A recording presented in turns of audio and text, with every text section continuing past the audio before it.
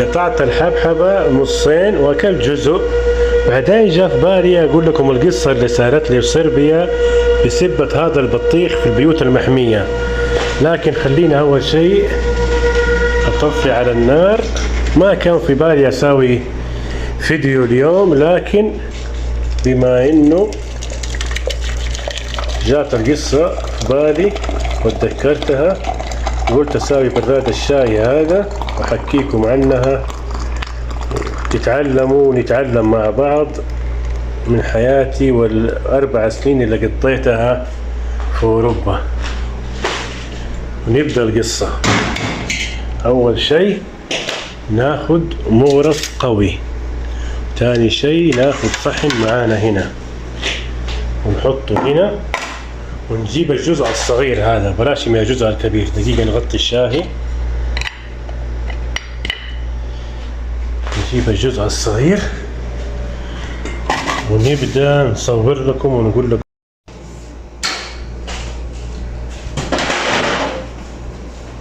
والآن أكمل لكم الفيديو يا إخواني. ما كان على الخاطر ولا على البال، لكن بعد ما أكلت الجزء اللي فوق هذا اتذكرت قصة نستفيد منها جميعا صارت معايا في صربيا.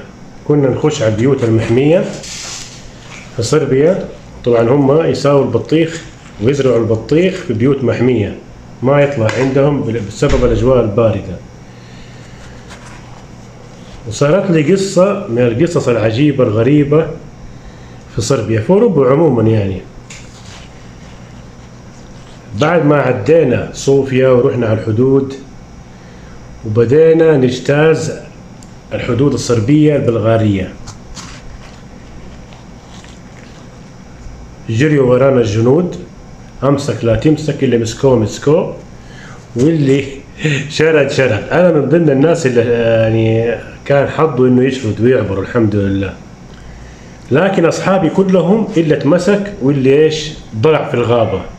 صرنا ندور على بعض مننا عارفين بعض. وقضيت 4 أيام لوحدي. في ال4 أيام هذه اخواني ما عندي لا اكل لا فلوس، الباور البنك حقي طافي ما في له كهرباء.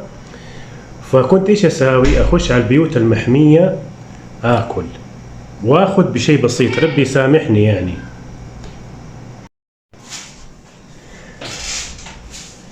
فاول مرة دخلت شوف العصير ما شاء الله. طبعا يا اخواني بعد ما جوفوها زي كده، كنت انا في اوروبا وكانت كل الحراقة يعني في الغابة. بعد ما ناخذ الحبحبة ما نرميها،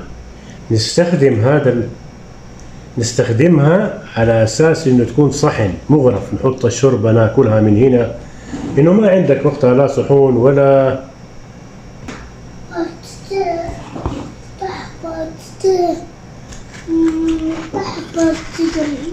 طيب حبيبي، هذا الحبحب هذه النونو الصغير قاطعني. طيب حبيبي ابشر يحب البطيخ. يا سلام، هذه الطريقة المبتكرة ابتكروها الحراقة، تفيدك كثير وانت في الغابات ما عندك لا صحون لا قدور. تساوي هذه الطريقة، تاكل الحبحبة او البطيخة، تستغل هذا كصحن، تحط فيه التونة، تحط فيه الشوربة، تحط فيه الماكلة. طيب حبيبي طيب ابشر، أكل الصنطوط وأكمل لكم القصة الجميلة إذا صارت لي في صربيا. أقولها دحين بسرعة أختصرها. أول يوم سلامات، ثاني يوم سلامات، ثالث يوم سلامات، رابع يوم وإلا وقع فيه الحدث الخطير. لاحظت كنت أنام جنب المزرعة، أنا ما حد ملاحظني يعني، وكنت أروح أخذ الصباح بدري أو بعد المغرب كم بطيخة وأخذها معايا محل ما أنام. لاحظت إنه في ال3 أيام لاحظت إنه صاحب المزرعة واحد عجوز يعني كبير في السن وتعبان في الشغل وبالقوة يتحرك، ومعاه بنتين بلاش يذكر أفعالهم يعني. ف بسم الله، لذيذ يا اخي، عصير.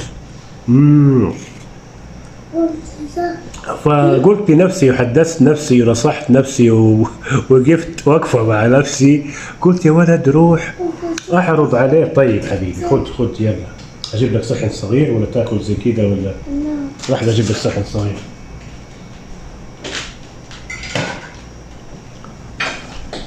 فقلت لنفسي روح اعرض عليه انه انت تشتغل عنده، يعني بما انه هو انسان كبير وانسان يعني هرم، فاكيد يبغى واحد شاب فتي قوي عضلاتي زيك يشتغل عنده، لو بأجرة برا بسيطة، بس أهم شيء يسكنني عنده لأنه البرد بهدلني في الغابة. رحت له سامعه يتكلم كده، يتكلم مع مين؟ معايا أنا، مع أتاري يتكلم مع بناته التنين، وأظن قال لهم جيبوا السلاح. عنده سلاح يا جماعة، ما هو مسدس، شفتوا مسدس الصيد اللي يصيدوا فيه بط زي كده. بسم الله، باليمين. ما لذتها لذيذة جدا. المهم يا جماعة، قربت منه دحين مسافة تقريبا واشوفه كده معصب، فاتوقع انه معصب علي انا يعني. شوية بنته جات ومعاها مسدس. طيب انا لو حطيت رجلي، المزرعة ما فيها اشجار، حارسينها يعني يقدر يصيدني حيصيدني، ومعايا الجوال بأشر له من بعيد بالجوال بالمترجم، بترجم له باللغة الصربية انه ترى انا بدور شغل فقط يعني. ويا ريتني ما سويت دور شريف ورحت له يعني. فرحت عنده، قد هي وصلت له المسدس حق الصيد. ممكن الرصاصة حقت المسدس حق الصيد ما تقتل، لكن تعور يعني، انه هو يصيدوا فيه طيور يعني، حمام وزي كده. قربت منه والبنت تطول فيا كده، وشوية امها جات شوية، يعني كانوا شافوا ديناصور يعني كائن فضائي، وبيصرخوا علي ويتهموني.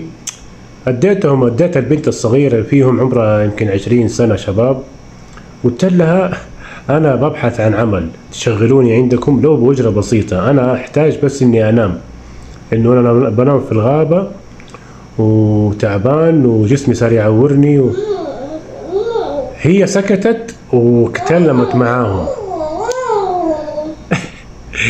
البنت الثانية اتصلت على الشرطة، انا ما ادري دحين، لانه في جائزة مالية اللي يدل على ايش، حراقين ياخذ $50 على كل راس، $50. والله يا جماعة انا ما ادري، حسيت انه في حاجة غلط في الموضوع. صار هو يصرخ، بقول لها يعني ترجمي لي، فكتبت لي قالت لي انت تصرخ كل يوم من البطيخ وهو عارف. قلت ما شاء الله تبارك الله، انا بخش بكل حرافة وبكل هدوء، اخذ حبة حبتين واخرج، وتري عادهم الاخ بيت محمي مرة كبير. واتهمني قال لي انت قبل 6 شهور في الخطرة اللي قبل هادي. قلت له انا لي 4 ايام في الغابة يا شيخ، صلي على النبي يا شيخ. اتهمني بسرقة قبل 6 شهور، وفهمت من الجو المتوتر انه الشرطة جاية، فاضطريت اني اهجم عليه واخذ منه المسدس وارميه بعيد، لانه لو اخذت معي المسدس حتصير جريمة. ورجعت للغابة وشردت من ذاك المكان، وصاروا يدوروا علي، وصرت اجري، وصرت اسمع صوت الدبابات ابو 4 كفرات، الموت ابو 4 كفرات، هم يدوروا، صوت كلاب. قلت ايش الذكاء حقي ده، دور خدمة. ما كان خليتني على السرقة كان احسن، لو قعدت حرامي كان احسن. هذه نهاية اللي يساوي نفسه شريف. خليني اكمل اذكر الاطفال هذا اللي سويته، وهذا اللي حبيت اقول لكم هو في هذا الفيديو. والسلام عليكم.